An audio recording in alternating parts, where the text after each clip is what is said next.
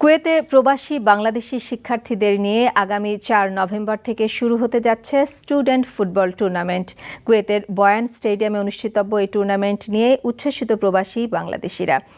Kuwait প্রতিনিধি মঈনুদ্দিন সরকার সুমনের পাঠানো রিপোর্ট।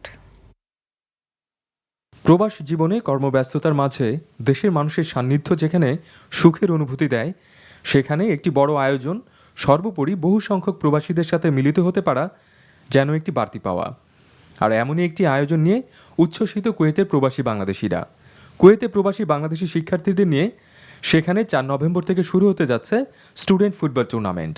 আমরা আগামী শুক্রবার ৪ নভেম্বর মাননীয় রাষ্ট্রদূতের উপস্থিতিতে সকল প্রবাসী বাংলাদেশিদের সহযোগিতায় আমরা এই বয়ান মাঠে সেটার শুভ উদ্বোধন করব। গণ্যমান্য ব্যক্তি এবং কুয়েত কমিটির সকলকে নিয়ে বাংলাদেশ রাষ্ট্রদূত অ্যাম্বাসিডর সহ ৪ নভেম্বর শুভ উদ্বোধন হবে। আমি সবার প্রতি উদাত্ত আহ্বান জানাবো, সবাই যেন সবান্ধবে এই অনুষ্ঠানে অংশগ্রহণ করে এবং এই আমাদের বাংলাদেশি এই সংস্কৃতিকে প্রবাসের মাটিতে জন্য তুলে ধরতে পারে। কুয়েতের বয়ান স্টেডিয়ামে শুরু হতে যাওয়া এই টুর্নামেন্টে অংশ নিচ্ছে 4টি দল।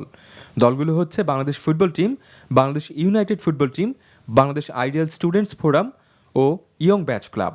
বাংলাদেশি পরিবার নিয়ে এখানে বাচ্চা কাচ্চা নিয়ে ফুটবল খেলার যে আয়োজন করা হয়েছে, আমরা খুবই খুশি এবং আনন্দিত। আমরা কুয়েত প্রবাসী যারা ফ্যামিলি নিয়ে এখানে কুয়েতে বসবাস করতেছি, বাংলার সংস্কৃতিকে কখনো না ভুলে এদের মধ্যে যেন বাংলার সংস্কৃতিকে লালন পালন করেন। I'm feeling very good.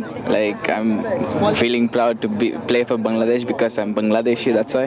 2-3 বছর যাবত এটা হচ্ছে ফুটবল টুর্নামেন্টগুলো, আগে ছিল না, তাই আমরা অনেক আনন্দিত। ছাত্রদেরকে ইউনাইট করার জন্য এটা একটা আমাদের সুবর্ণ সুযোগ স্পোর্টসের মাধ্যমে। ৪ নভেম্বর থেকে 18 নভেম্বর প্রতি শুক্রবার ম্যাচগুলো অনুষ্ঠিত হবে। টুর্নামেন্ট উদ্বোধন করবেন কুয়েতে নিযুক্ত বাংলাদেশের রাষ্ট্রদূত এস এম আবুল কালাম। টুর্নামেন্টের মিডিয়া পার্টনার এনটিভি।